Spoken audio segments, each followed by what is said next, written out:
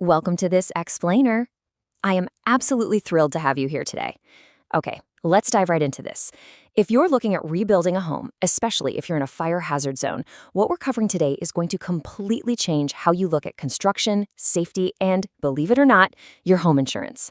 Today, we're unpacking the ultimate fire rebuild blueprint. We're going to break down some incredible data from our source material about how to actually defeat the threat of fire, and just as importantly, how to beat that ticking clock of insurance deadlines. So let me ask you this. Which type of fire is statistically the deadliest to a home? Take a second to really think about it. Look, if you watch the news, you always see these massive, terrifying walls of flame sweeping across hillsides, right? So your natural assumption is probably that wildfires are the ultimate #1 danger to human life and property. Makes sense. But the data we're exploring today tells a very different, and honestly, a pretty surprising story. It's a fascinating reality check. While a fire can obviously seem way more disastrous when it's happening in a wildfire-stricken zone, the reality is that most home fires and most home fire deaths actually happen in normal areas. U.S. fire departments respond to literally hundreds of thousands of ordinary residential fires every single year. We're talking cooking fires, electrical shorts, heating accidents, the everyday stuff. And those ordinary fires, they result in about 2,700 to 3,000 deaths annually. Now compare that to wildfires. They happen far less frequently. Sure, when they do hit populated areas, they become these massive, concentrated, single disasters that can wipe out entire neighborhoods. But overall, statistically speaking, normal residential fires kill far more people in total each year. So the crucial point is, whether we're talking about a kitchen fire or a wind-driven ember from a forest fire miles away, we really have to understand the physics of how a house actually burns. Here's the secret. Homes don't just burn from the outside in, they burn from the inside out. Once the exterior envelope of a house is breached by heat or flames, the interior becomes the fuel that drives the total destruction of the property. Think about it. If your home is built with wood shear siding, wood floor decks, and wood roof decks, you are essentially living inside the fuel source. Which brings us to a foundational concept for rebuilding smarter: non-combustible construction. This is a real game changer. It means using framing of materials, specifically things like cold-formed steel, or CFS, and structocrete panels that provide absolutely zero fuel for a fire to burn. So, homes that are hardened against fires, that have no wood shear siding, no wood floor or roof decks, and are framed entirely in cold-formed steel, they literally have nothing to burn. The structural component is entirely fire-resistant by its very nature. All right, Section 1, the 5 rules of hardening, specifically looking at CBC Chapter 7A and the IBHS mandates. So how do we actually put this into practice? Well, we follow the rules. Specifically, the 5 rules of hardening mandated by the California Building Code Chapter 7A and the Insurance Institute for Business and Home Safety, or IBHS. If you're rebuilding in high fire hazard zones, these aren't just suggestions, they are absolute mandates. The very first rule is Zone 0.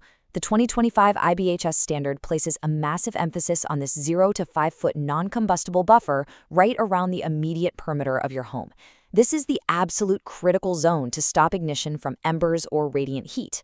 You need the hardscape and foundation exterior to be fully non-combustible. And this is where cold-formed steel framing gives you a huge advantage because it inherently supports this buffer. With CFS, there's absolutely no wood at the structural level near the ground to even catch fire. And let's quickly run through the remaining mandatory elements for a truly hardened home. First up, ember-resistant vents. All your vents have to be tested to the ASTM E2886 standard. Basically, they stop flying embers from getting into your attic. Next, Class A sheathing and roofing. Using products like USG's Structocrete for siding and roof decks is brilliant here because, again, structural concrete panels offer zero combustible fuel. Third, you need an ignition-resistant exterior. That means tempered dual-pane windows, enclosed non-combustible eaves, steel entry doors. And finally, fire sprinklers, which have to be perfectly integrated into your framing layout for that crucial interior protection. Moving on to Section 2, winning the insurance game, and how hardening protects your financial position. And this brilliantly illustrates why this all matters to your wallet. Building a non-combustible home is a massive financial lever. Look, insurance companies are all about managing risk versus premiums, right? They will happily invest in fire-hardened homes to reduce their risk of total home destruction. Because insurers today use incredibly high-resolution hazard intelligence platforms, they know exactly what materials your home is built with.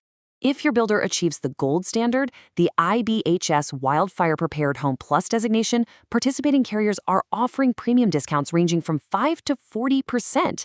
That's huge. And even just building with non-combustible materials like cold-formed steel heavily reduces your risk of policy non-renewal.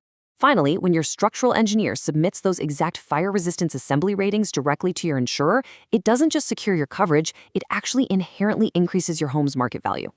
Now for Section 3, the 12-day rebuild advantage, or racing the policy clock. Now, what's really interesting about this slide is the number 12. The final, and honestly often the most stressful hurdle of rebuilding after a disaster is the ticking clock. You're fighting your insurance policy's expiration dates, and you're watching your additional living expenses just run out.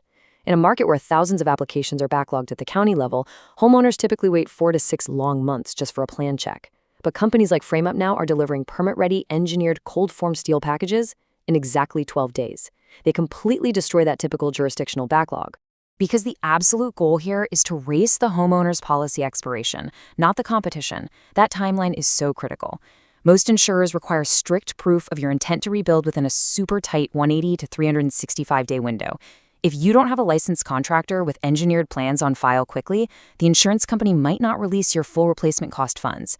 So getting a permit-ready engineered package in 12 days, that's not just a nice scheduling perk, it is a vital maneuver to protect your financial lifeline. So I'll leave you with this incredibly powerful question to think about. If your home's structure has zero fuel to burn and your plans are ready in days instead of months, how much faster can you rebuild your life? When you combine non-combustible cold-formed steel framing, zero-fuel structural panels, those IBHS plus insurance benefits, and a 12-day engineering turnaround, you aren't just replacing a house. You're creating a fortress that insurers absolutely love, and you're getting your life back on track in record time. It really is a completely new paradigm for building. Thank you so much for joining me today on this explainer to walk through all these fascinating insights. Keep learning, keep building smarter, and I'll catch you next time.